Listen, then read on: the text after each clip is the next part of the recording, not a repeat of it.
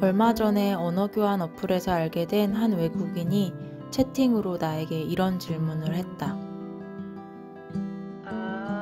I thought it was close. Okay, never mind. But how do you think that your English has improved, by the way? Because I guess you've been doing it every day. Are you still writing your journal every day? For a long time now, right? I think I started speaking to you maybe like 6 months, like a long time. So do you feel like doing it every day has worked, has improved? I'm considering doing the same as you.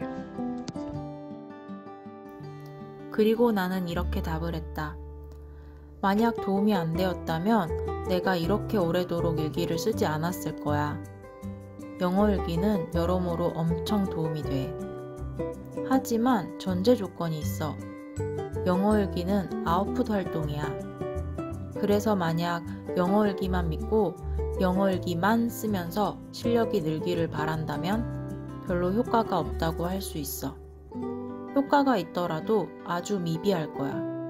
왜냐면 영어 일기는 아웃풋 활동이거든. 참고로 영어 공부를 할 때는 내가 지금 하고 있는 게 인풋인지 아웃풋인지를 구분하는 게 좋아. 왜냐면 아웃풋을 하면서 인풋을 하고 있다고 착각하면 곤란하거든. 아웃풋만 하고 있으면서 내 영어가 안 느는 것 같네 그러면서 하소연해봤자 소용이 없어. 양질의 인풋이 없는데 양질의 아웃풋이 나올 리가 없으니까. 그러니까 인풋을 별도로 열심히 한다는 전제 하에 내가 영어일기 쓰기의 장점을 나열해 볼게. 첫 번째, 영어 흡수율이 높아져.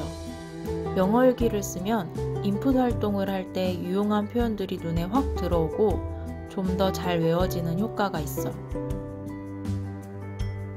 두 번째, 표현을 반복해서 사용함으로써 해당 표현을 확실히 내 걸로 만들 수가 있어.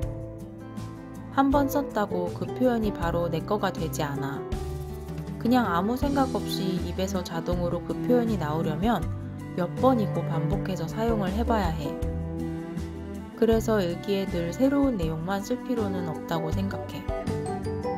썼던 이야기를 또 쓰는 것조차도 도움이 되거든. 늘 일상이 똑같으니까 저번에 했던 말을 또 쓰더라도 나의 경우에는 도움이 된다고 느꼈거든. 예를 들면 어제 잠을 잘 못 자서 목이 아프다 라는 말을 어디선가 배워서 일기에 써봤어. 그런데 며칠 지나서 또 잠을 잘못 잔 거야.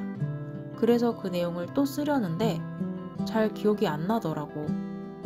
그래서 예전 표현을 찾아서 다시 보고 그 표현을 사용했거든.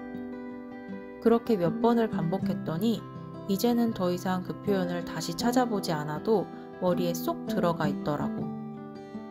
말은 안 쓰면 굳어버리고 잊어버린다고 하잖아. 그런데 자꾸 일기에 반복해서 쓰니까 표현도 점점 익숙해지고 잊어버리지 않게 되더라고.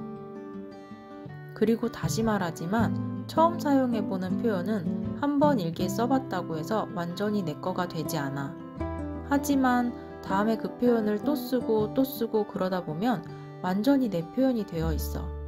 그게 내가 생각하는 일기의 장점인 것 같아. 사람과의 대화에서는 그 표현을 반복 사용하려면 그 상황이 돼야 되잖아. 뜬금없이 내가 하고 싶은 말만 할 수 없다는 말이야. 대화의 흐름이라는 게 있으니까. 그리고 같은 말 계속하면 상대방이 좋아하겠어? 하지만 일기장은 그래도 괜찮아. 같은 말을 반복해도 그리고 내가 하고 싶은 말만 해도 일기장은 언제나 내 얘기를 기다리고 있잖아. 너무 좋지 않아? 세 번째, 인풋 활동을 열심히 하게 되는 동기부여가 돼. 외국에 나가지 않는 한 영어를 어디에 써먹을 데가 없으니까 인풋을 게을리하게 될 수 있단 말이야. 그러다 보면 인풋을 하면서 이런 생각이 들어. 이게 다 무슨 소용이야? 써먹을 데도 없는데? 그렇지 않아? 이런 회의감이 충분히 들 수 있지 않겠어? 하지만 일기를 쓰게 되면 일기장은 마치 우리 집에 있는 원어민 친구 같은 존재가 돼. 내 주변에 원어민 친구가 없어서 당장 영어를 쓸 일이 없더라도 이 일기장이 나의 원어민 친구나 마찬가지인 거야. 뭐랄까? 나는 이런 마음으로 일기를 쓰고 있거든? 내가 지금은 초등학생이 쓰는 일기 마냥 어눌하게 쓰고 있지만 나중에는 내 언어인 한국말로 일기를 쓰듯이 멋진 일기를 쓰고 싶다는 그런 생각을 하거든. 이 일기장이랑 더 이상 초딩 같은 대화는 그만하고 내 속마음까지 끄집어내서 더 깊은 대화를 나누고 싶은 그런 욕망이 커. 그러니까 하루빨리 그렇게 되려면 인풋을 게을리할 수가 없어. 그리고 영어 일기장을 콩글리시로 채우지 않으려면 제대로 된 영어식 표현을 많이 흡수해야 하거든? 그런데 그건 인풋을 통해서만 얻을 수 있는 거니까 일기를 더 잘 쓰고 싶다는 생각 때문에 인풋을 열심히 하게 돼. 네 번째, 이 표현이 나에게 필요한 표현이라고 뇌에게 인지시키는 거야. 내 생각에는 우리의 뇌는 너무너무 똑똑해서 스스로 효율적으로 뇌의 공간을 구성하는 것 같아. 뇌의 공간은 무한하지가 않잖아. 용량이 한정돼 있단 말이지. 그러니까 뇌 입장에서는 쓸데없는 것들을 무작정 다 담아놓을 수가 없는 거야. 그러다 보니 뇌에는 자체 삭제 기능이 있는 것 같아. 마치 핸드폰에서 주인님, 자주 사용하지 않는 앱이 있는데 공간만 차지하고 있으니 제가 알아서 삭제하도록 할게요. 이런 느낌? 뭔지 알겠지? 지가 알아서 묻지도 않고 삭제해버리는 거야. 즉, 뇌에서 이게 나에게 필요한 표현인지 아니면 쓸데없이 공간만 차지하는 표현인지 알아서 걸러내는 거지. 내 허락도 없이. 그러니까 뭔가 자꾸 잊어버린다고 슬퍼하지 말자고. 자꾸 잊어버린다는 건 우리 뇌가 효율적으로 잘 돌아가고 있다는 소리야. 우리는 욕심 때문에 모든 단어를 외우고 싶어 하지만 우리의 뇌가 알아서 잘 걸러주고 있는 거라고. 그렇게 정신 승리하자고. 여하튼 내가 직접 경험한 걸 예시로 들어볼게. 나는 작년에 당뇨병 전 단계를 진단받았어. 그랬더니 당뇨병과 관련된 표현들은 바로바로 잘 외워지더라고. 그전에는 diabetes, dementia 이런 단어가 헷갈렸거든. 하필이면 또 같은 D로 시작하잖아. 그러니까 뭐가 뭔지 더 헷갈리더라고. 그리고 사실 쓸 일도 없으니까 잘 외워지지도 않았어. 그런데 내가 당뇨병 전 단계인 거야. 그러다 보니까 전화영어 하면서 나 당뇨병 전 단계다 라고 다 알리고 다니고 모든 튜터에게 말하고 다녔어. 혈당 측정기 사용법도 영어로 말해보고 싶어서 유튜브 영상을 찾아서 공부했는데 굳이 외우려고 안 해도 단어들이 쏙쏙 기억에 잘 남더라고. 혈당 측정기 이런 단어가 잊혀지지를 않아. 나머지 용어들도 예전에 전화영어 할 때 한두 번 써보고 그 후로는 한동안 안 썼는데도 아직도 거의 다 기억이 나. 그때 알았지. 아, 뇌에서 필요한 건 알아서 잘 기억하는구나. 그러니까 앞으로 우리가 할 일은 일기장을 통해서 우리 뇌를 교란시키는 거야. 일기장, 잘 봐. 나 이 표현 쓰고 있다. 이거 나한테 필요한 표현이야. 잘 기억해둬. 알겠지? 이런 식으로 일기장을 통해서 뇌에 명령을 주는 거지. 백날 영화나 드라마에 나오는 문장을 그대로 외워봤자 기억도 잘 안 나고 그 표현이 필요해지는 그 순간만 기다려야 되는데 그 순간이 도대체 언제 나타나는 거냐고. 하지만 영어 일기를 쓰면 그 표현들을 살짝 커스터마이즈해서 쓸 수 있어. 나에게 맞게 살짝만 바꿔주면 뇌가 받아들이기 시작한다니까? 믿져야 본전이니까 내 말대로 해봐. 진짜야. 5번째, 말하기 연습하기 전 단계라고 생각하기. 참고로 나는 전화 영어도 하고 있어. 편식 없이 4대 영역을 골고루 해야 그것들이 톱니바퀴처럼 서로 맞물려서 결국엔 영어 실력 향상으로 이어진다고 생각하고 있거든. 그래서 전화 영어에서 말하고 싶은 특정 주제가 생기면 며칠 전에 미리 일기에 써보는 편이야. 그렇게 하면 글쓰기 하면서 충분한 시간을 가지고 문장 구조도 파악하고 단어도 한번 꺼내서 써보고 그런 과정을 거치면서 마음 편하게 한번 연습의 과정을 거쳤기 때문에 실제 원어민과 말할 때 긴장을 덜하게 되고 말하기 과정이 2번째 복습 과정이 되면서 다시 한번 어휘를 점검할 수 있어. 그 과정에서 잘 생각이 안 났던 단어들은 아 맞다 그거였지 하는 아쉬움에 더 기억에 잘 남는 것 같아. 6번째, 궁금한 표현이 있을 때 마냥 미루지 않고 바로 찾아보게 만들어줘. 그전에는 궁금한 게 있어도 이따가 찾아봐야지 하고는 미루다가 결국에는 그냥 안 찾아보게 되었거든.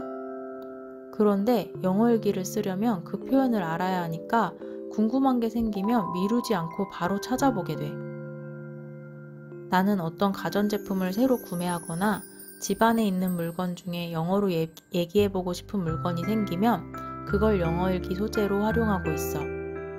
예를 들어서 안마의자, 캡슐 커피 머신, 스탠딩 데스크 등등 이런 물건들을 최근에 구매하게 되면 그게 나의 영어일기 타겟이 돼. 그런데 관련 용어들을 모르잖아. 콩글리시로 새로운 영어를 창조해서 글을 쓰고 싶지는 않거든.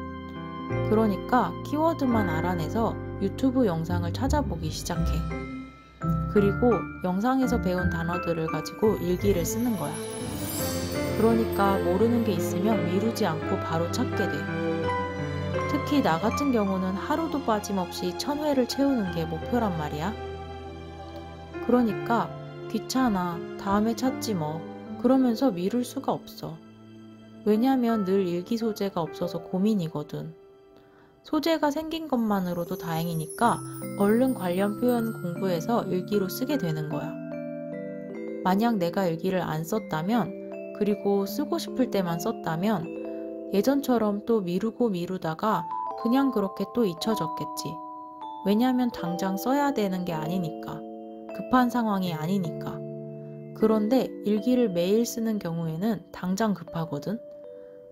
굳이 비유를 하자면 매일 영어 일기를 쓰는 건 마치 미국으로 이민을 갔는데 영어를 안 쓸 수 없는 그런 상황이라고 하면 너무 억진가? 여하튼 쓰고 싶을 때만 띄엄띄엄 쓰지 말고 주 3회 또는 주 5회 꾸준히 강제적으로 쓰는 걸 추천할게. 7번째, 내가 자주 쓰는 나만의 빈출 표현을 알게 해준다. 이건 내가 말한 장점들 중에 가장 큰 장점이라고 생각해. 내가 한국말로는 자주 쓰는 표현인데 영어로 할 줄 몰랐던 표현을 알게 해준다니까? 근데 이건 엄청 중요한 거야. 세상의 모든 표현을 다 알 수는 없잖아. 근데 내가 자주 쓰는 말만 알아도 영어 꽤 한다는 소리 들을 수 있지 않을까? 그렇지 않아? 예를 들어서 내 경우에는 이런 걸 발견했어. 초반에 영어 일기 쓴 지 한 30일차 정도였는데 영어 일기를 쓸 때 알고 보니 뭐뭐 했다 라는 표현에서 매번 막히더라고. 매번 막히니까 잉? 이 표현 또 나왔네? 그러면서 알게 됐지. 아, 나는 알고 보니라는 말을 참 자주 쓰는구나. 근데 이렇게 자주 쓰는 건데 그냥 넘어갈 수가 없잖아. 그래서 아쉬운 대로 네이땡 사전이라도 검색해서 알아봤지. 가끔 네이땡이 콩글리시를 알려줄 때도 있지만 어쨌든 그렇게 해서라도 알게 되면 다행이고 모르더라도 계속 인풋을 하다 보면 그 표현이 나오거든. 무식하게 그날만을 기다리는 거지. 그러다 보면 그 표현을 발견하는 날에 와 이거다 찾았다 이러면서 바로 흡수하게 돼. 무슨 잃어버린 친구를 찾은 것 마냥 진짜 반갑거든? 보물을 찾은 기분을 느낄 수 있을 거야. 이상 여기까지가 영어일기 170번째까지 쓰는 동안 내가 느꼈던 점들이야. 사실 더 있을 수도 있거든? 근데 이미 이 정도만 해도 영어일기를 시작해볼 충분한 이유가 되지 않아? 부족하다면 그냥 영어일기 타입이 아닌 걸로? 세상에는 수많은 공부 방법이 있잖아. 하지만 남에게 맞는 방법이라고 해서 나에게도 맞는 방법은 아니니까 스스로 알아서 판단하기를 바랄게. 그리고 더 중요한 건 남의 방법만 찾고 듣느라 시간을 낭비하지 않기를 바래. 그 방법이 맞는지 안 맞는지는 직접 해봐야지 알아. 혹시 그 방법이 나랑 안 맞다고 해도 그 과정에서 깨닫는 것들이 생기거든? 그러니까 한 번에 좋은 방법을 찾아서 한 방에 성공하려고 여기저기 기웃거리다가 시간만 보내고 있지는 않은지 다시 한번 생각해 보기를 바래. 그리고 마지막으로 한마디 더. 이런 영상은 내 공부를 할 수 있는 시간에는 보지 말고 그 시간에는 네 공부를 해. 그리고 방법론을 알려주는 영상은 따로 나중에 볼 영상 그런 폴더에 담아두었다가 대중교통을 이용할 때나 설거지할 때나 아니면 똥 쌀 때 보도록 해.